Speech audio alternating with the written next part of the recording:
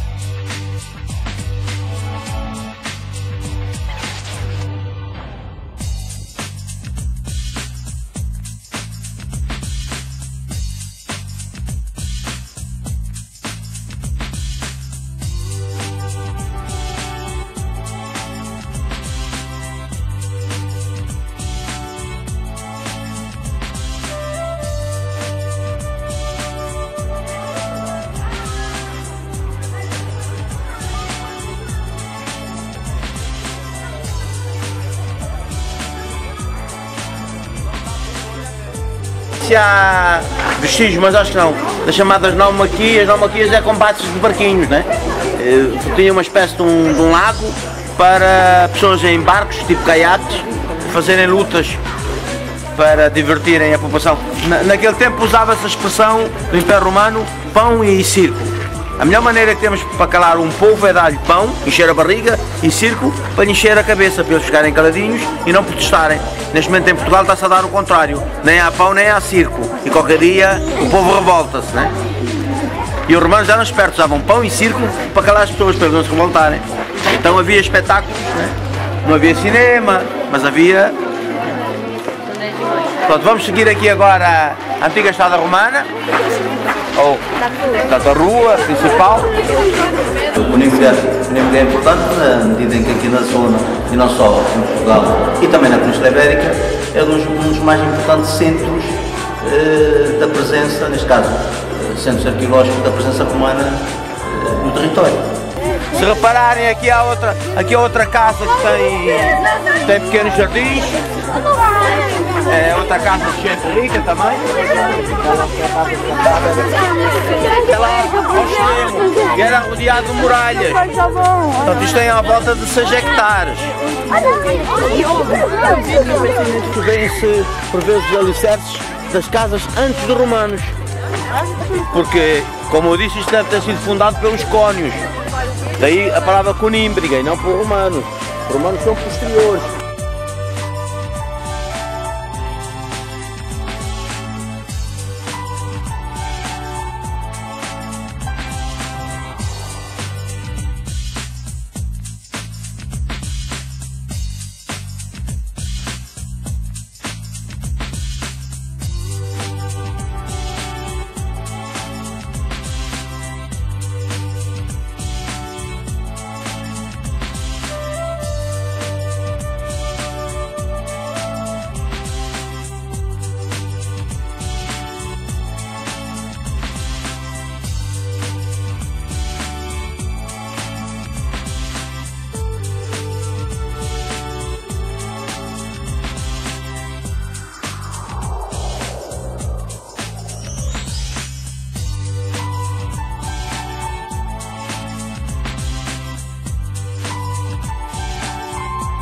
O Fórum é a grande praça pública que nós na Grécia chamamos Ágora, aqui em Portugal chamamos praça, enfim, é um lugar de convívio, de manifestações de diversa índole, inclusive religiosa, enfim, é o sítio que, se houver sol, é agradável lá estar. Na Grécia havia Ágora, em Império Romano havia o Fórum.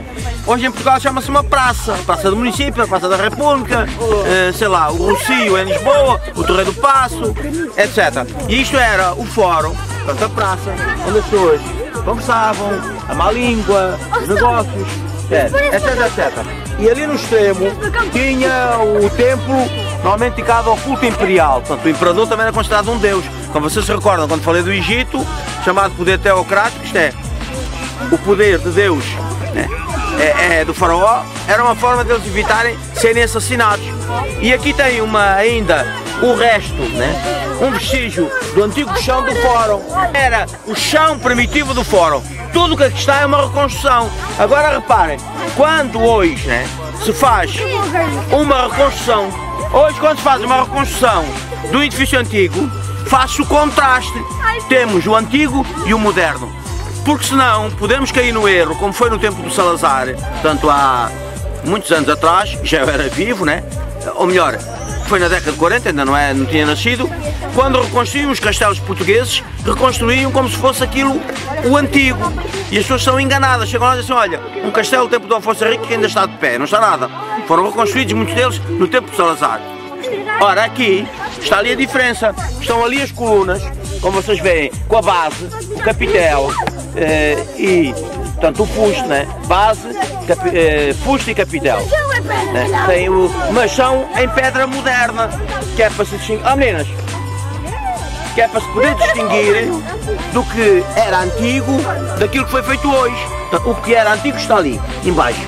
O que é feito hoje está aqui. Que é para não haver enganos, que é para não estar a enganar as pessoas assim, olha, chegámos aqui, afinal está cá o antigo, não está? O antigo está à vista e o moderno também está. É para distinguir. Hoje, quando se reconstrói um monumento, faz-se a distinção entre o antigo e o moderno, que é para não enganar as pessoas. Antigamente não, fazia-se a reconstrução como se fosse antigo e as pessoas chegam lá e pensam que aquilo é uma coisa que vem de outros tempos e às vezes não é.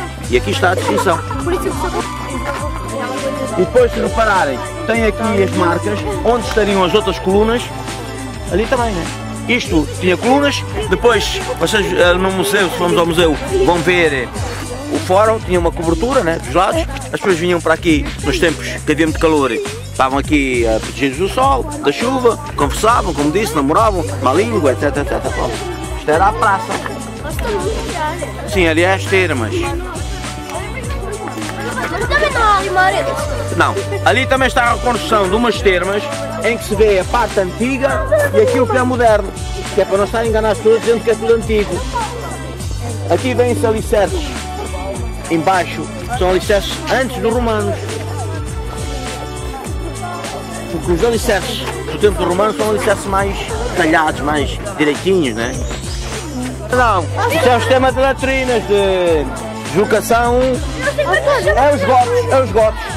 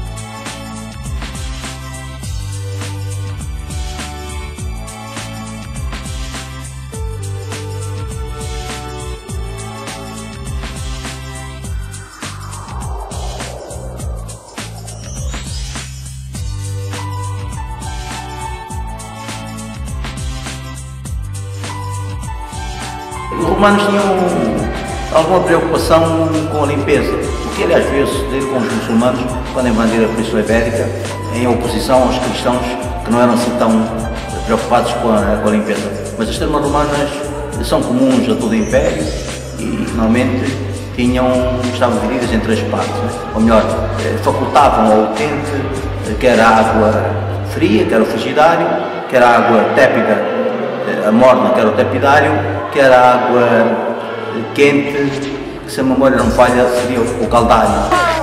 Aqui está o que era antigo e encontramos e o que foi reconstruído. Para fazer a distinção entre o que realmente se encontrou. Termo. Isso é o que? Uma piscina? Podia-se fazer uma reconstrução usando o antigo. Mas se era enganar as pessoas, era dizer que foi encontrado aqui e não foi encontrado. O resto foi reconstruído. E passa a diferença, passa com blocos, okay? Passa a diferença. Para notarem o que se herdou e aquilo que se reconstruiu. Nota-se ali os blocos antigos e os blocos modernos.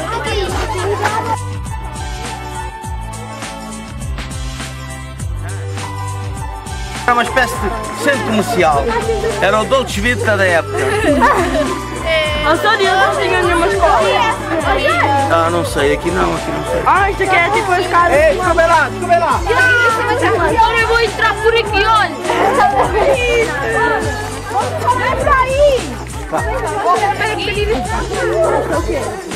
Repara o que é que lá está, num mosaico. A cruz suástica. E é mesmo, olha. O Hitler era doutor.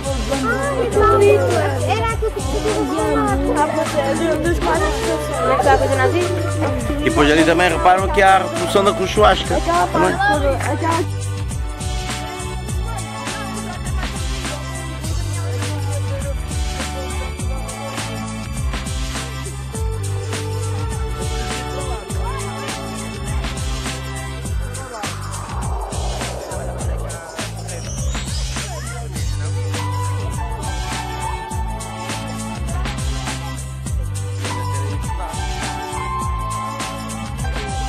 Pouco tempo havia um chamado cabocleiro que era um senhor que cortava a pedra e fazia mós para os moinhos de água, chamados moinhos de rodízio.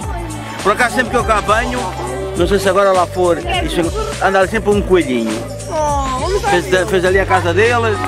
Vai lá espreitar, Érica, veja lá. Eu quando cá banho vou buscar sempre um coelhinho. Cuidado. Não, o melhor sítio para ver é daqui. Ainda o cabocleiro era o homem que fazia mós, deixou ali umas mós, né? Portanto, isto foi tudo escavado, não pelos romanos, mas pronto, recente, isto acabou há poucos anos, o último cabocleiro de Condeixa. Depois essas mós eram vendidas para os moinhos de Portugal ou de outros.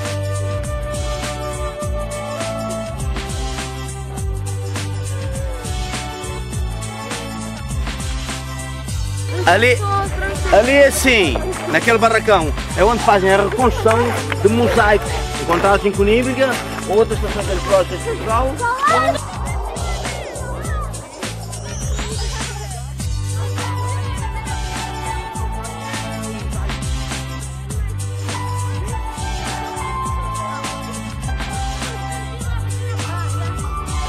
Quer dizer, os estudantes, pelo menos aqui em Condeixa, têm uma coisa que outros estudantes não possuem. Por isso é que eles têm que vir de longe, muitas vezes visitar Conímbriga.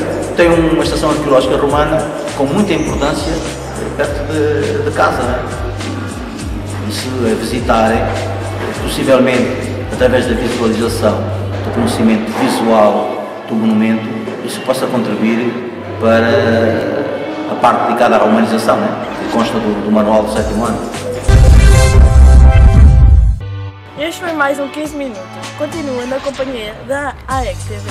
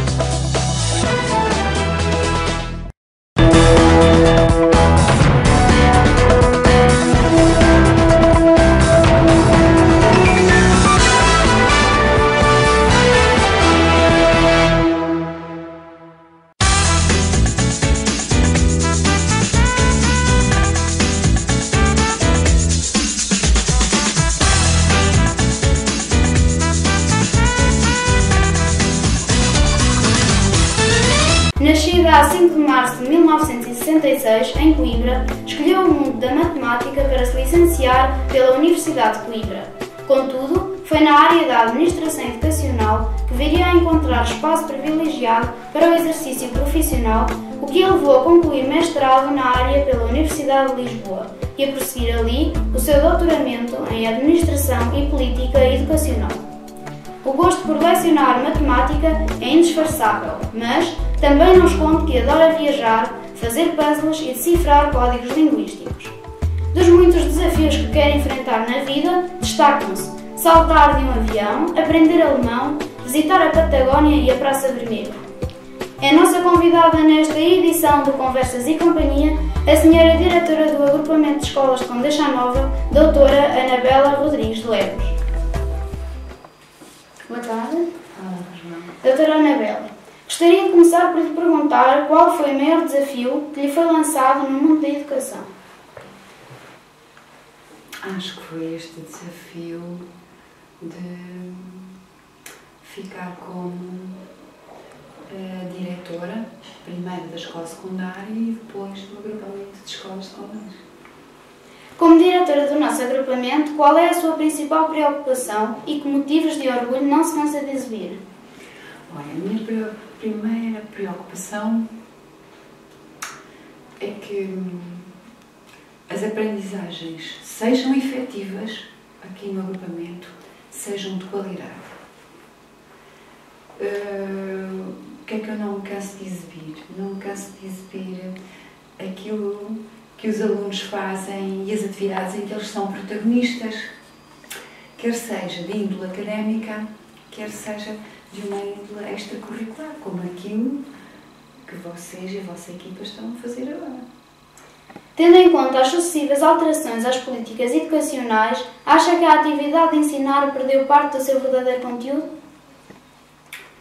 Não perdeu parte do conteúdo, mas acredito que nos últimos anos, e eu destacaria se calhar nos últimos 4 ou 5 anos, a profissão tem sofrido algumas alterações substanciais. Porque os professores hoje em dia são chamados a desempenhar um número muito variado de papéis, para os quais a sua formação inicial não teve qualquer contemplação e para os quais a formação contínua nem sempre dá uma resposta cabal. E, portanto, acho que a profissão é cada vez mais exigente, eu diria. Se fosse convidada para Ministra da Educação, qual seria a primeira medida que tomaria? Minha primeira medida, se eu fosse Ministra da Educação, não sei, eu acho que eu tentaria revitalizar e transformar a escola pública numa escola cada vez mais pública. Eu sou uma grande fã da escola pública e acho que há questões de cidadania que só se aprendem numa escola pública e, portanto, a minha aposta seria dotar a escola pública dos meios necessários para se afirmar, de facto, como uma verdadeira escola dos cidadãos. Enquanto professora de matemática, como explica o medo que tantos alunos têm da disciplina? Olha, João, a matemática é uma disciplina que eu acho muito gratificante, porque acho que é uma aprendizagem para a vida. Isto é, você só chega aos Jogos Olímpicos se treinar intensamente, se for dedicado, empenhado, trabalhador, o esforço tem essa compensação. Eu acho que na matemática é exatamente a mesma coisa. A matemática estrutura a sua personalidade, torna uma pessoa organizada porque planeia as suas tarefas com sequência, com um tempo, com um grau de eficácia. E acho que a matemática tem essa grande vantagem de transformar as pessoas para, no seu dia-a-dia, serem mais eficientes naquilo que fazem. Portanto, como é que eu explico o medo? Eu acho que é uma questão, às vezes, de desconhecimento e normalmente a gente teme aquilo que não conhece bem. E depois, também uma questão cultural.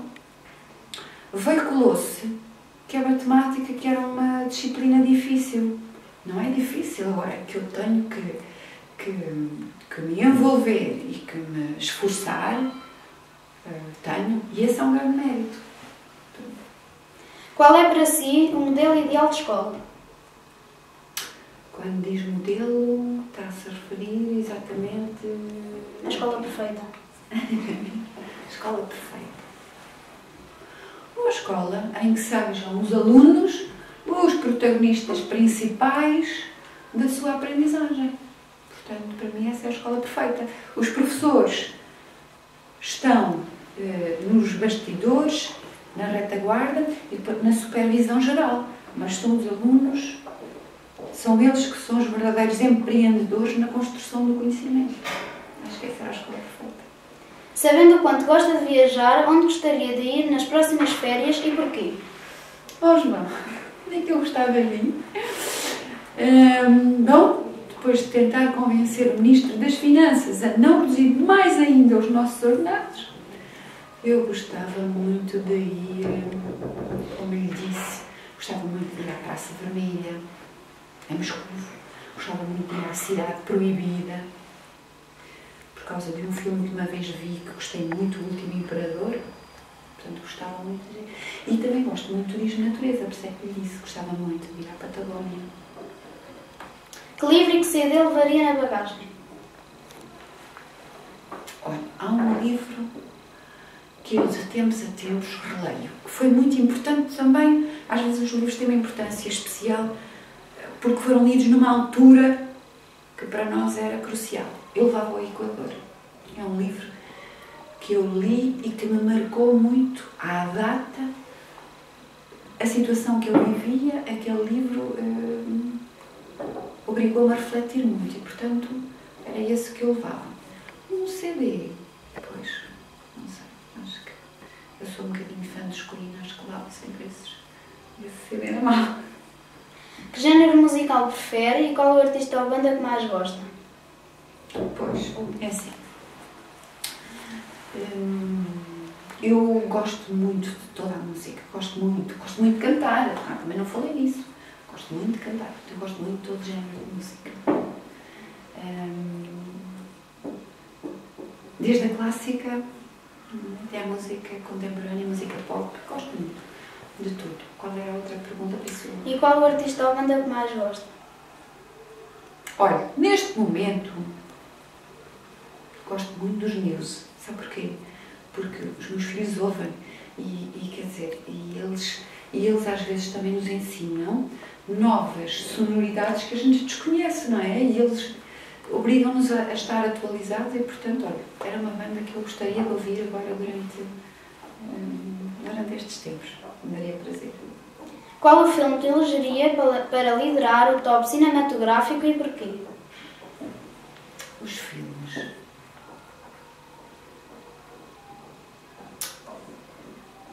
Oh, João, essa pergunta já é um bocado mais difícil. O filme. Houve um filme que eu uma vez vi que gostei imenso, imenso. Eu acho que lhe disse qual era o meu ator preferido. E há um filme que é Voando sobre um Ninho de Poucos. Filme já antigo. E que eu gostei imenso. Que acho que... Pronto. Invulgar. A data era invulgar e eu acho que ele continua a ser invulgar. Era esse filme que eu elegi, como um filme que eu gostei muito. Qual o hobby que atualmente lhe ocupa mais tempo?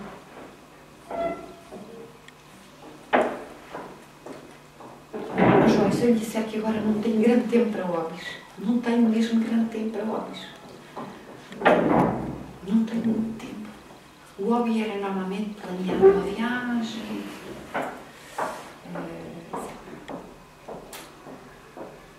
estudar numa língua estrangeira. Gosto muito disso. Não tenho muito tempo, não quero. Vou-me repartindo assim, aos pouquinhos. Sendo obrigada a escolher, prefere o campo ou a cidade? Estão-me a perguntar para morar, para fazer férias. E no geral? No geral? No geral.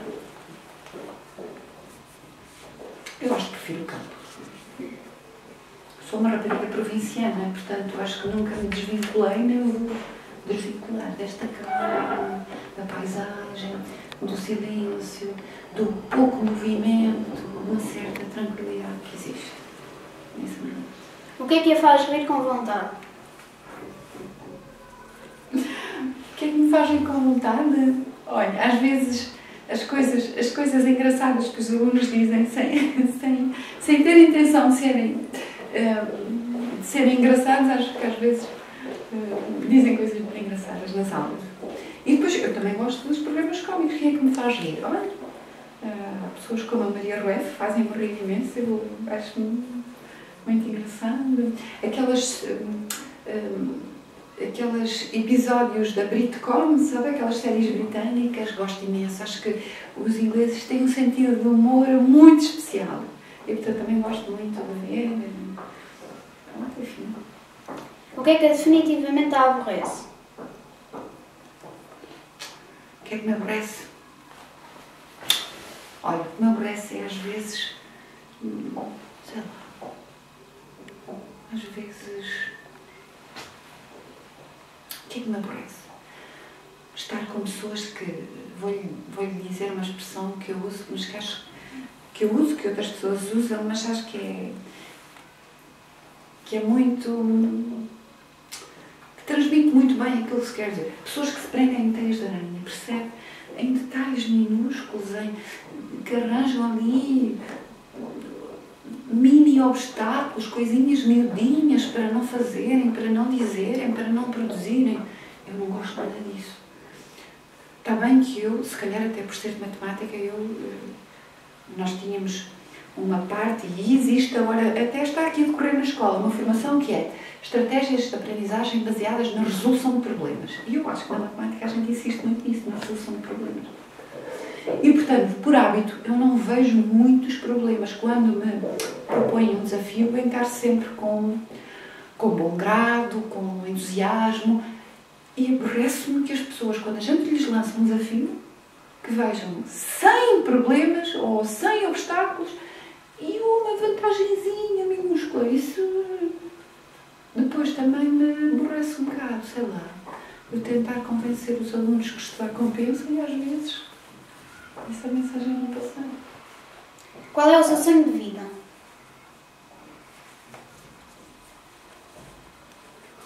O meu sonho de vida, João? Sim. O meu sonho de vida?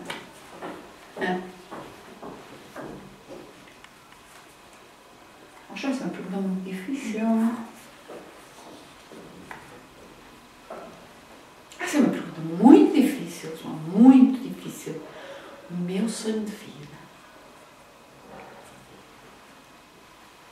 Ok, fazer com que as pessoas que estão à minha beira que se sintam bem. Acho que sim. Acho que quando isso acontecer, eu sou uma pessoa realizada. Que marca pessoal gostaria de deixar neste agrupamento?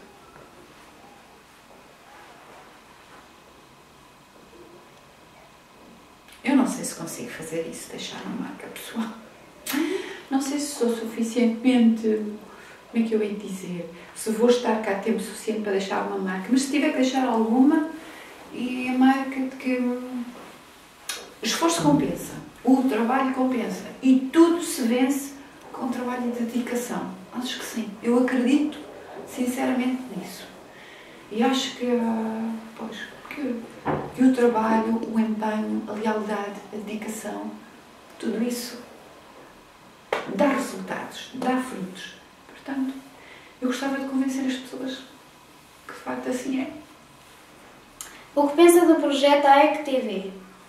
Olha, eu gosto muito desse projeto e disse-lhe logo, fiquei muito ciumenta quando vi umas sessões na televisão e pensei, eu gostava de estar ali. E, portanto, acho que é um projeto muito interessante. Acho que, mais uma vez, é uma oportunidade de os alunos serem protagonistas de uma atividade e acho que isso é que é importante nas escolas, é eu perceber o que é que os alunos fazem, que precisam de auxiliares, claro, toda a gente precisa de auxiliares e que haja um professor orientador e que possa socorrer em qualquer momento, tudo bem, mas acho que este projeto, vocês estão aqui autónomos, tenho a certeza que aos poucos se vão tornando cada vez mais independentes e acho que isso é bom. Muito bom. A autossuficiência é uma coisa muito boa, cada vez mais importante no futuro. Portanto, acho que estou de parabéns pelo vosso projeto. Pergunta acha que eu devia ter feito e não fiz? Olha, aquela do sonho foi uma pergunta muito difícil. Acho que podia ter feito umas perguntas mais fáceis, mas também não queria. Mas também não queria.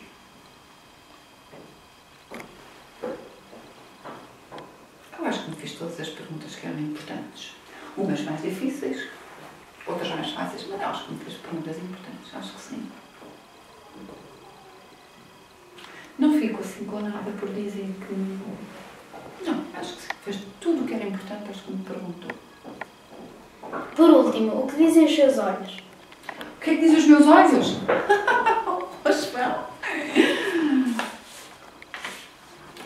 Os meus olhos dizem que